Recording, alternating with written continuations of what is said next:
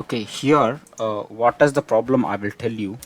The problem is, so we should also, there was one prerequisite, another prerequisite probably we need to do after troubleshooting. I got to know that here, right? If you go, let me see the sketch etc resolver.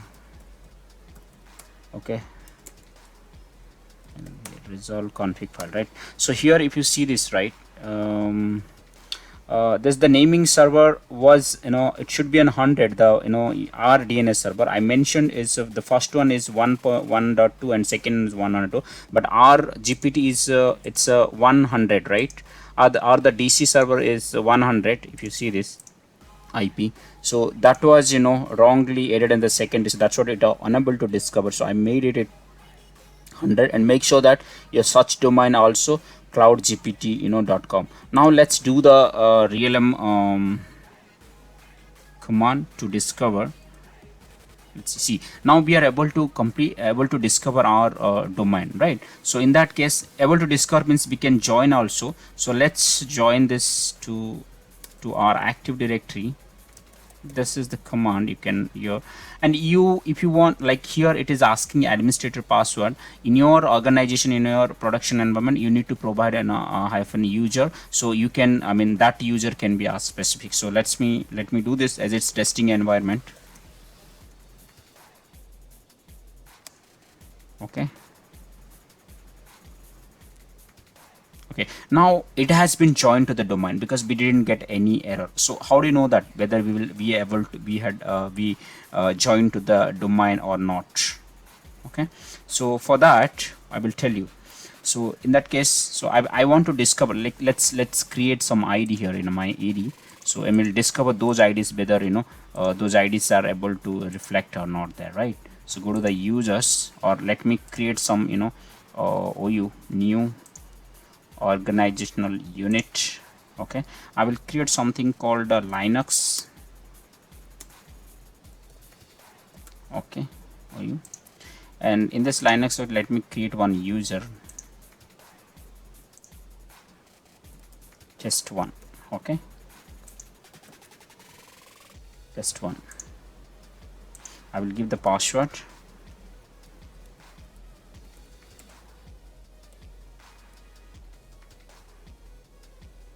Okay, I'll put it never expire as it's required. So I have created test one. Okay, let me create another user ID also as a test two. Test two. Okay,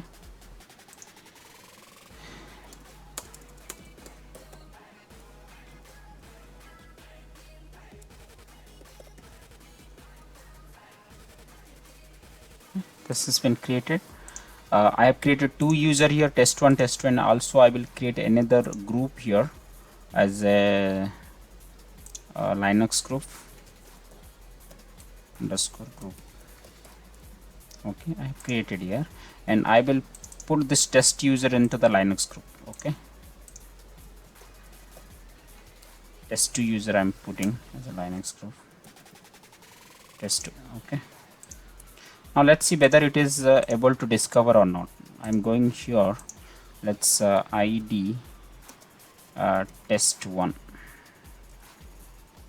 See, it is not able to discover. So just now we have joined to the domain, but we just forget to restart our the SSSD service. So for that, let's system CTL SSSD.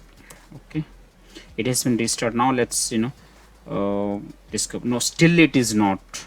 All right, but see, it is not able to discover with this shortening. But let's try to discover with our fully qualified domain name, like test at the rate cloudgpt.com.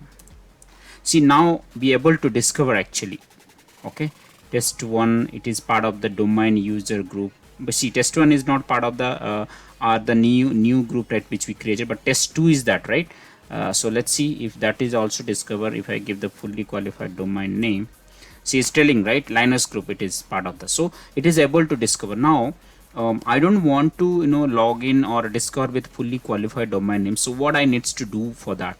Okay, for that we need to do some changes in triple SD config file. Okay, for that vi etc triple SD config file. So here what I will do, if you see here, right, there is one parameter, use fully qualified domain name is a true. Okay, that's the reason if you provide short name it is not able to discover. So you need to put the fully qualified domain name, in short form we called as a fqdn. Let me do that. Make this value as a false. Okay, let me save this and let's I did sorry I did wrong. Okay, it's all is well, and let me insert again. Let me make it a false. Okay, now it's done, and let me save it. Okay, it's done. So whenever you're changing something in the triple SD config file, make sure you are restarting the triple SD. Okay, services. Now I've been restarted it. Now let me type short name test1. Okay, see, I'm able to discover. Even the test2 also I'm able to discover, right? So it is telling in the part of the Linux group as well as the domain user, but test1 is a only part of the domain user. So this is how we can join to the domain and login. Now the another thing is whether we are able to take the SSH. Let's see if you are able to take SSH. Okay, let me open the putty here. Okay, so the IP is, okay, let me go here. What is the IP of this machine? Sorry, if config. So the machine IP is 101.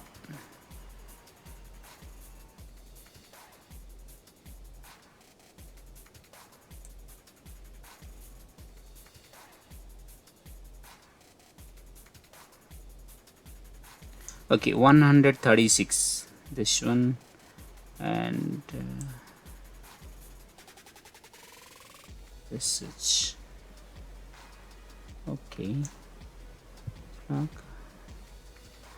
Here if you see it, the machine, this IP is taken 100 136. Let me put this 192.168.1.136. yes, I'm able to access. I mean test1. Okay,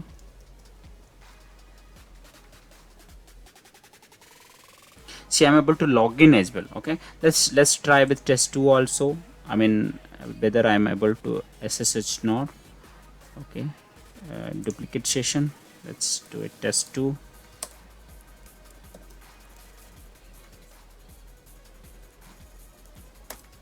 Okay, see, here also be able to log in.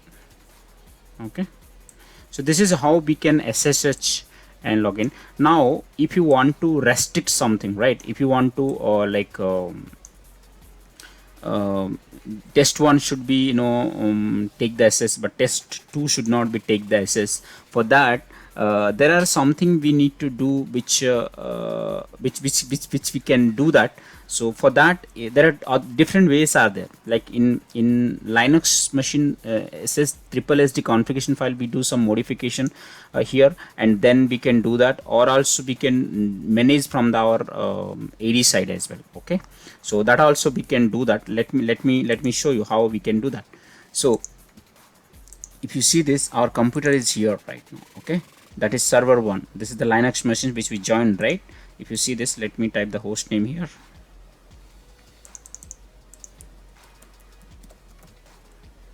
Sorry. Okay, our server 1. Now what I will do, I will create one GPO for this to get this. 1 second. Let me open the group policy management console here. Okay, here the domain, here go here, group policy object. Let me create new, that is allow SSH, allow underscore SSH. So this policy will help the people to access the Linux box. Though I will show you how it will. Okay, now it is final. Let me edit this policy.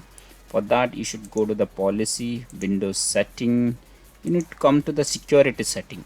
Okay, local policy and user rights assignment. If you come here, you just search the local allow local login something. Yeah, this one or this one. There are two things are there. You can do it, but let me do this one. Okay, here just define this and put that group.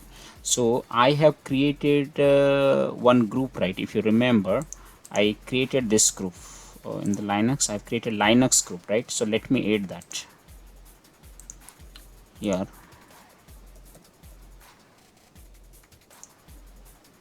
Okay, I have been added this group. Okay, so what I'm trying to achieve, those members are part of this group, they only SSH to the box, but other people should not be. So in our case here, if you see, the member test2 only can SSH, but test1 should not be SSH, but currently it is both are able to SSH, right?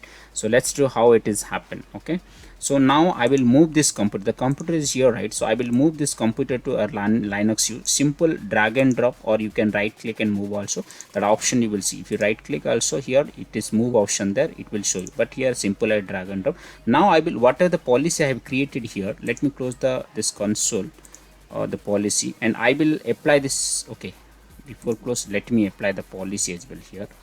Let me go to the group policy management console and right click, or here you right click, link the existing GPU. This is the GPU which I have just now created. I just linked it.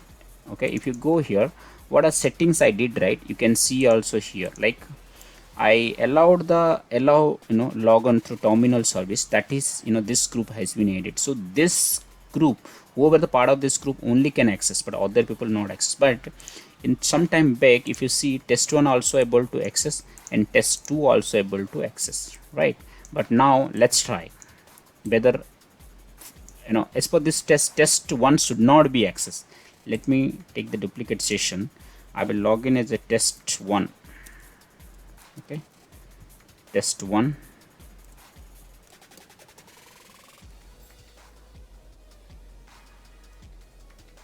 Still able to access, means there are some policies, it's not applied. Let's go to here. Let me restart the SSSD services one more time, as we change something, right? So let's restart it. Okay, now it has been restarted.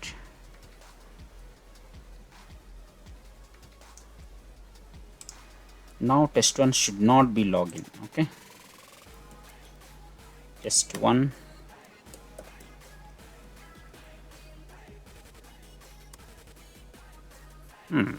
But still able to log in. We need to be something we need to do. Okay, there is one thing we just forget probably. Let me go to the configuration, this file. Yeah, SSD config file. Here there is one parameter probably we need to do. Yeah, there is one parameter probably we need to do. Just a second.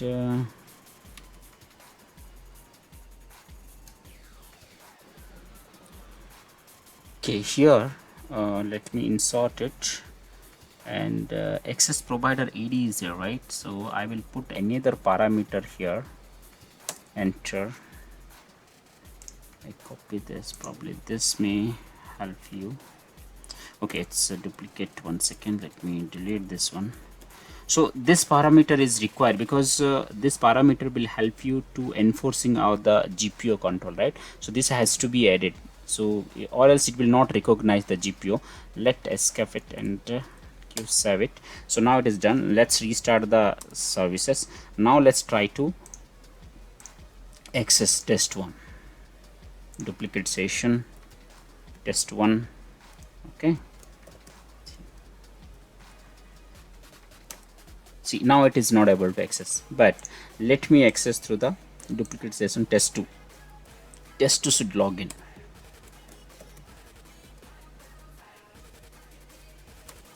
See, So this is how you can manage from Windows Active Directory Linux box. Also you can manage your permission, everything. I maybe I will make another video for that. Okay, so for now, thanks for watching. If you do like my video, please do the thumbs up, and also you can subscribe my channel. Thank you guys.